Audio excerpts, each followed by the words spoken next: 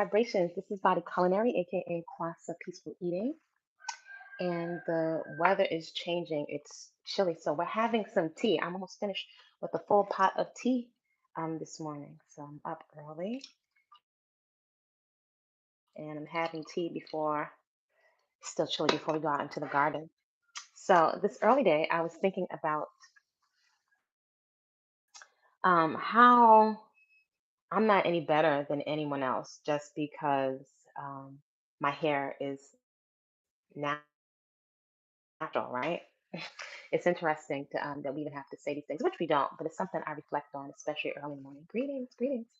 So it's something I've thought of before. So we're gonna have a conversation. So whip out your tea or your warm water with lemon, if you have it handy this morning. That's what we're gonna chat about. If you're new to this channel, welcome. I'm Body Culinary, professional chef, personal trainer, a coach of folks that are interested in living a natural lifestyle. And what that looks like is really embracing what people will call exercise, I call a personal movement practice, not just to look cute, that's nice, but as a way to really administer some deep therapy to yourself. And it's been many, many years that is one of the foundations of my health, but also my esteem and my mood. And yeah, it's a lifestyle. Also, I like to encourage on this channel three what I call leverage lifestyle practices, and those are, and it's something that everyone has access to. Those are peaceful consumption, food that demonstrates that it loves you back, a daily personal movement practice, what many will call exercise. I like to reframe the narrative, and garden slash nature therapy. Why? Because these are lifestyle practices that can stay with you and ground you economic situation is, whatever your living situation is, whatever your relationship situation is, whether you have children, no children, wherever you lay your head, wherever you pay rent or mortgage, if you can fit an exercise mat, you have enough space to administer some deeply therapeutic movement to yourself, which has more benefits than I could ever mention in one short video. One of the biggest things is the drugs, the dopamine that you get from inside your own body that's toxin free, doesn't tax your liver, doesn't tax your organs. It's not compromising your precious brain. And it is something beyond intellectualizing, beyond just talking on the internet, right? Now we see a lot more women that are melanated, moving and working out of different ages. You can tap into so much on the internet, though it's easy to eat a bunch of snacks and watch people exercising. And so that's not really going to give us the benefit. As someone that's been a coach and a trainer and competed in fitness and have all kind of sort of things, but has worked with people from every walk of life and all different types of demographics, all different types of cultures, patterns, right? And I've mentioned on this channel, I've mentioned the people I work with, I am absolutely fascinated by self sabotage. And I'm equally fascinated by self actualization, right? Those folks that don't seem to have the mental blockage when it comes to starting a business, doing something new, a new adventure, dropping what no longer serves them. I'm always curious about what the thought process is. I've also been equally fascinated by what would cause someone to take certain actions that would destroy and compromise your beauty, your health, your brain, like drugs, because I've witnessed a lot of substance abuse, alcohol abuse, narcotics abuse coming up in the worldwide community, but in my own personal community. So I'm always fascinated, like, why would you do something to jack yourself up like that? Something that has long lasting effects. So that's a whole thought process. I'm always fascinated. What's the thought process that would have us put ourselves in harm's way? So I study junkies. I've studied junkies for years, and so um, I don't think it's funny at all. The effects, the after effects, though I think it's really ironic that human beings, we have the tendency to really jack ourselves up permanently. Like, what is that? I've wondered that from a child.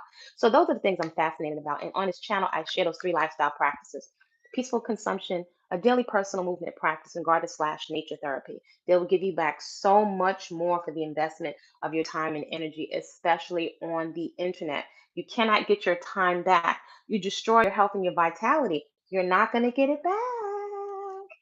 And I'm also humbled that whether we want to admit it or not, we are easily influenced. Um, and I think I've observed that we come out of high school, college, having numerous degrees, yet working with people from every demographic, very wealthy, folks in the hood, and everything in between, it seems that that tendency to self sabotage and not really understanding how our psyche works, right? How someone can manipulate us or trigger us or entice us to do things to off ourselves. And that is fascinating. I don't think we really understand our own psyche. Yet a drug dealer does, a predator does, a pimp does, politicians do.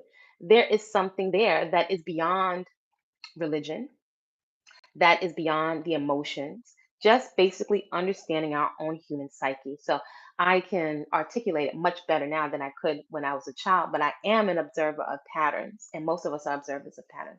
So, in any event, back to the topic at hand this morning. I don't think that I could ever be better than someone else because my hair is natural. Now, I say that because we all have our preferences, and I have from time to time I've had folks say, "Oh my gosh, I love that your hair is natural." And that's nice to be admired. Though I have noticed some patterns of, I don't know if I want to call it divide and conquer or a form of gaslighting, right? I didn't know what that term was years ago. But I have come after some years on the planet to recognize that because someone's hair is uh, has a relaxer in it, which I have had. I've had a Jerry curl, gold tooth, perm, wig, all of that. Because somebody is on drugs, it doesn't make me a better person. It's just merely we have preferences. And for me, I think that's an important distinction because I find that the messaging marketed to us around our looks can have us very, very competitive as women. I think it's something that is so programmed that I don't know if we are fully aware of it, right? Humans, and this is not exclusive to women, which I also see patterns, right? Like we've always been told that only women are emotional, but now we can see on the internet it's not exclusive to women, it's also men. But we can be very cliquish, and you can see in the group think online.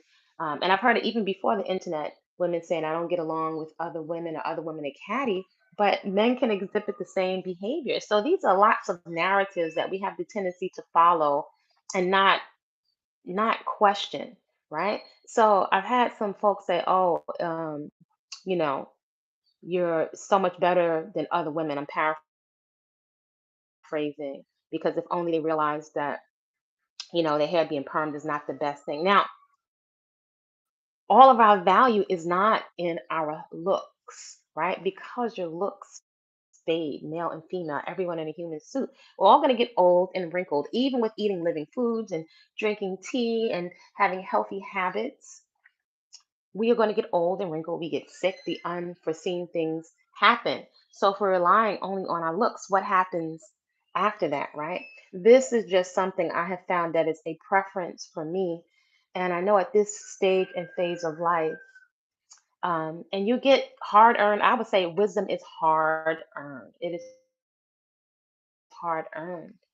I don't think it really benefits us. And I think we could even isolate ourselves when we pit ourselves against each other, or we think that we're better. It's like saying someone has no value because, for example, if someone has been in fitness, because you have extra weight or adipose tissue on you. So would that mean all my mothers and my grandmothers, they don't have any value? That's ridiculous. Or if my hair is not slicked down, I don't have any value.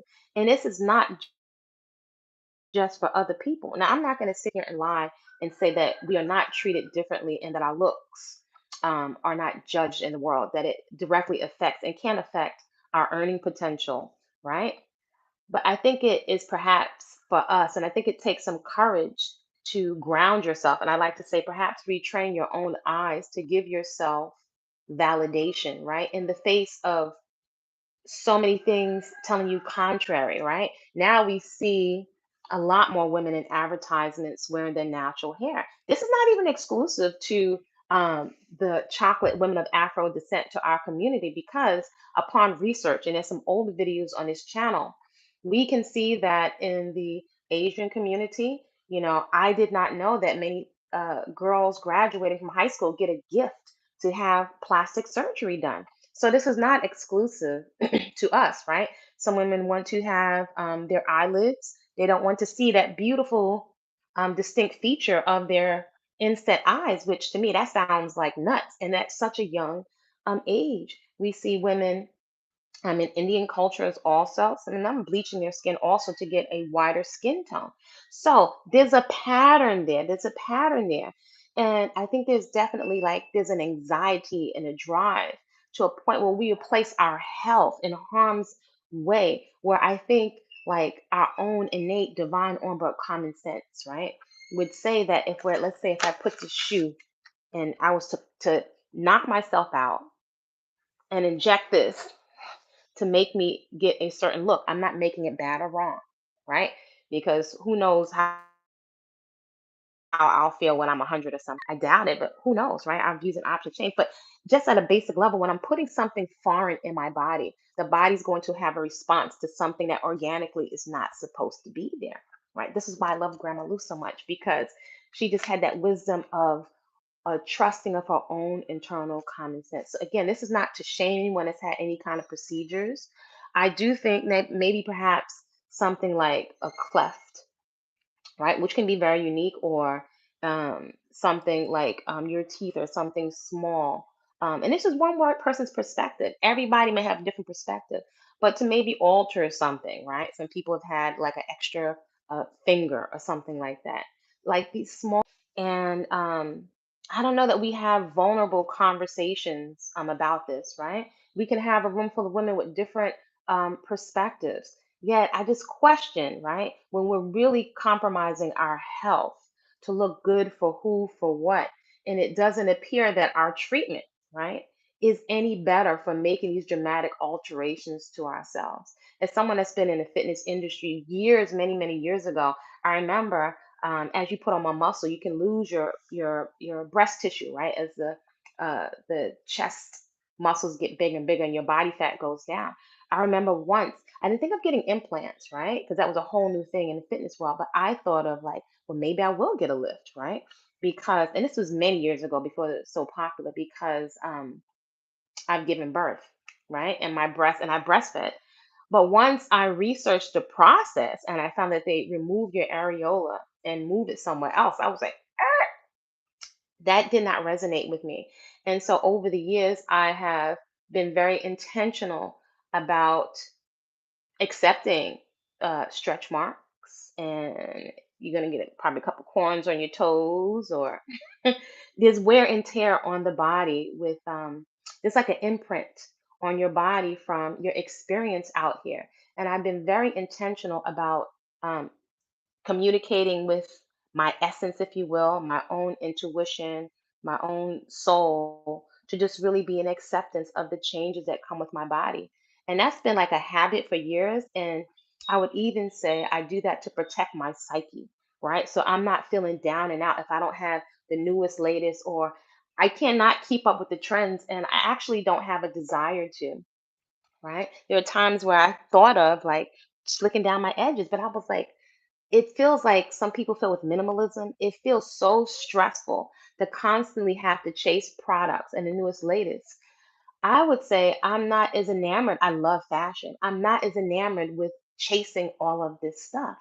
If anything, I'm more enamored about the garden and playing with fashion, vintage clothing, finding creative ways. This is my hairstyle of the day, to really enjoy what it is that I have, because the amount of time and expense, especially if you look at the times that we're in. I mean, if it's an emergency, am I running back in to save a makeup palette? What really is important? And at the foundation, my mental health, my emotional health, I've often thought, how can I secure that? How can I ground myself so that I'm not triggered, right? My subconscious, while I'm on automatic pilot, which we are on a lot of the time, this also affects what we choose to put in our mouth, right? Part of my practice, in addition to fitness and nutrition, a big part of my practice and coaching is around mindless eating, right? A lot of the times we're just, nobody's home, we're not present. And so that's one of the ways that we're really that we're eating a lot more food than we need, a lot more. And it's very taxing to the body, right? So we're paying for all these products and cleansing uh, programs and powders, yet we never seem to get to the root of what is triggering us to go nobody's home and not be present, and almost like a nervous anxiety to take on more than we need, to spend more on things that we in harm's way. So I'm much more keen to the things and more aware of the things that are triggering me. And I'm human, just like everybody else. So I don't get it twisted that with all I know about fitness and all, cultivating and changing my physique numerous times, I still don't get it twisted that we are easily triggered due to past trauma, due to the narratives and messages that are being projected at us now, even quicker than the speed of light with these screens. So I have decided to make a long time ago to take quote unquote beauty off the table, especially when it's a moving target, it's a moving goalpost. And I submit, I cannot keep up with that, and I don't have the desire to. I like makeup. I like some pixies and things. However, um, it's not what is the most important for me. So only we can decide what our individual values are. There are people that are so dear to me who I respect greatly, who I admire their style, their fashion, their pixie cuts. Some of them might have a slick back do or have a little pixie. However, only I can decide what works for me. And so I prioritize being as stress-free as possible. Hi, what are we talking about?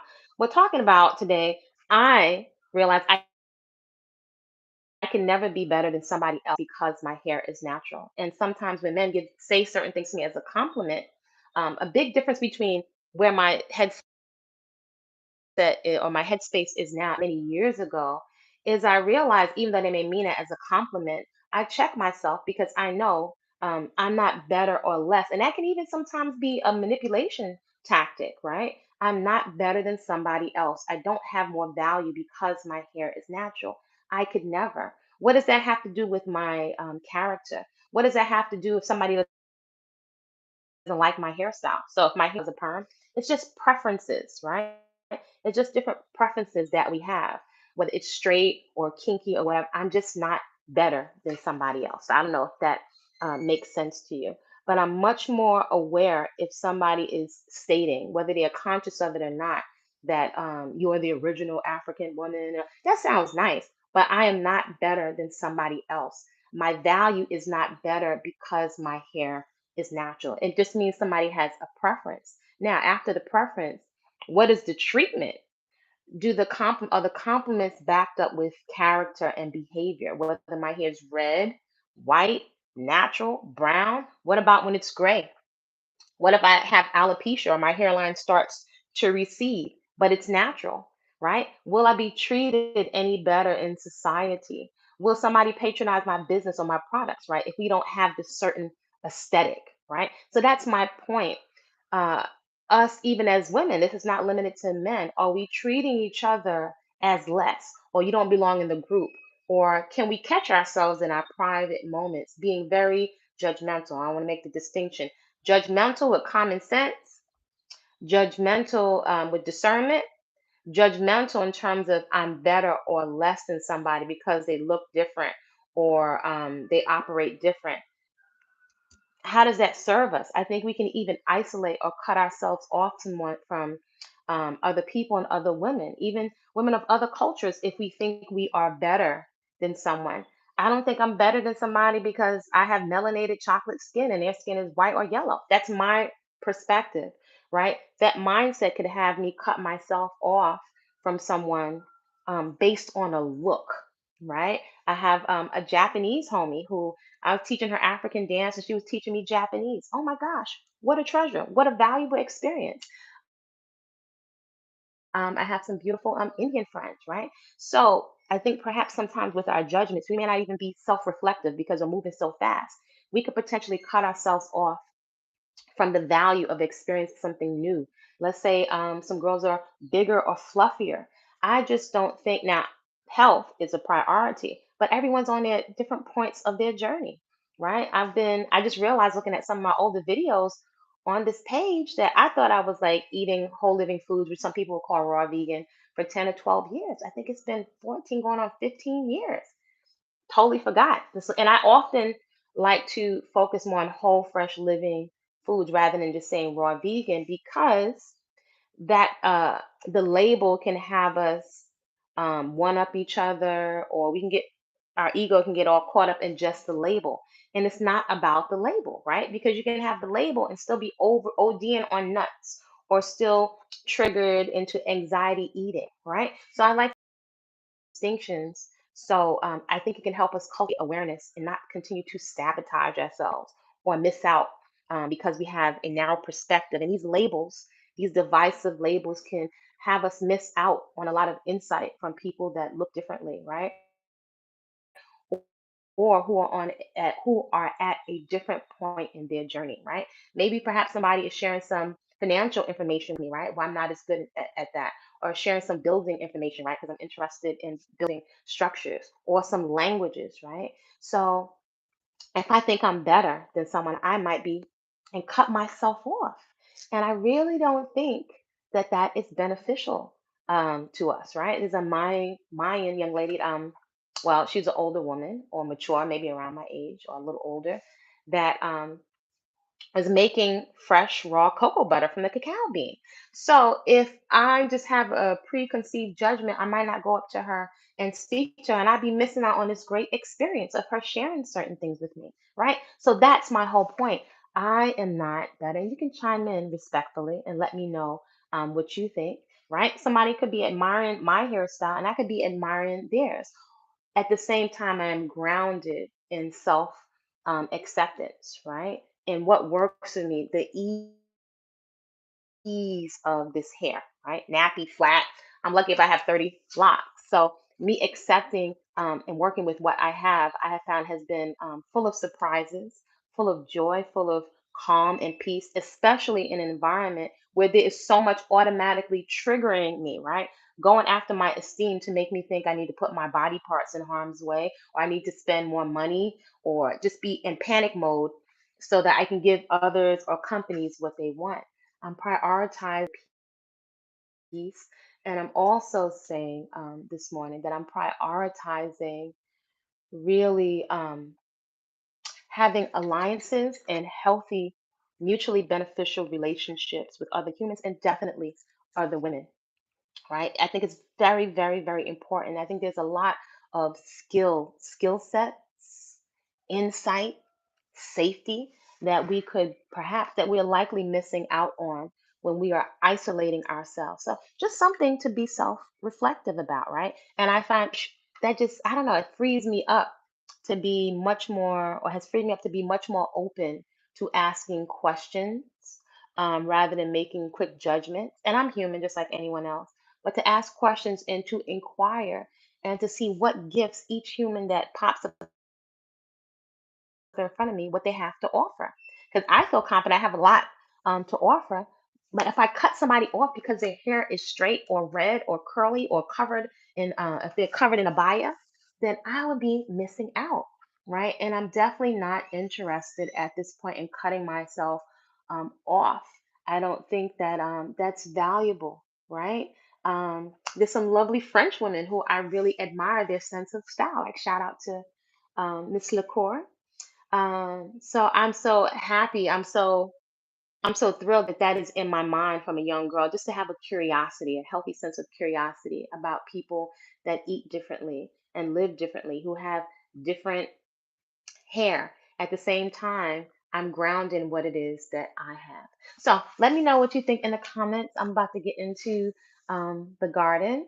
Hopefully, I will see you all at the 5 a.m. workout. I do rotate on Instagram and on the YouTube channel here if you're subscribed. The beginning part of the workout, the warm up, which is a full movement practice in and of itself. If you're interested in the full movement practice, reach out to me at Body-Culinary. Also, if you're part of the Flower Fit community, please make sure that you have some way that I can identify you in terms of your avatar or your name. Reach out to me because if I can't, when I start to do a purge, I will delete that. It's very, very important for me as a healthy boundary that I know who I'm interacting with on the internet. So, in the Flower Fit community is where we share what our results from our heart rate monitor, what you're doing in the garden as you along your journey, if you want to share and other people to share with you, and what your peaceful consumption looks like, right? And what peaceful consumption is, right? What I call peaceful consumption is food that demonstrates that it loves you back, right? I used to have a truckload of acne. So if it's jacking up my skin, it's like a bad relationship. Might be fine as heck, but it has to go because it is not beneficial. It's not loving me back. So that's what we're sharing in the Flower Fit community. So create a great day on purpose. Let me know what you think respectfully in the comments below. Shout out to Carolyn and Caitlin. Create a great day.